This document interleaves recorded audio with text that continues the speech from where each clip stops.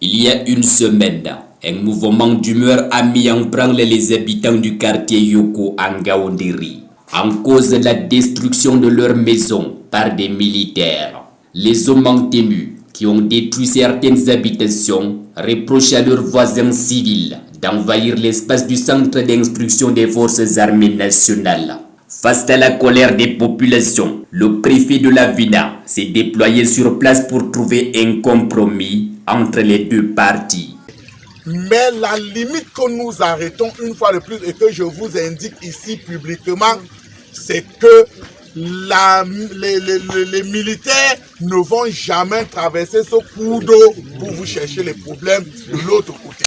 Le cas de ce litige foncier a été au centre de la réunion de coordination administrative du département de la Vina, autour de l'autorité administrative pour définir le rôle de chacun dans le règlement des conflits, autorités municipales, traditionnelles, ainsi que les forces de maintien de l'ordre. Le patron de la Vina est revenu aussi sur les événements majeurs qui ont lieu sur son territoire de commandement. Un calme relatif a prévalu sur l'ensemble du département de la Vina tout au long de l'année 2021 jusqu'à ce jour.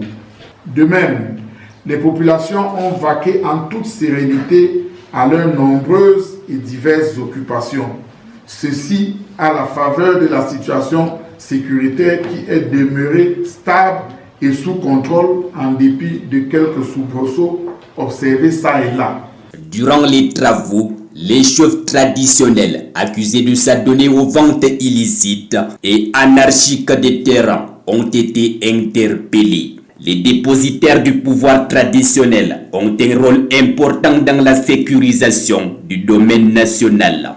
Il y a certains chefs aussi qui sont en train de brader le terrain de l'État. Surtout le domaine national de l'État. Quelquefois, attenter aussi au domaine privé de l'État, où l'État a déjà le titre foncier, les gens sont en train de vendre. Le conflit de limite entre le centre d'instruction des forces armées nationales et les populations du quartier Yoko remet au goût du jour la sempiternelle question de l'occupation illicite des espaces interdits, dont les chefferies traditionnelles se retrouvent souvent être mêlées. Je demande donc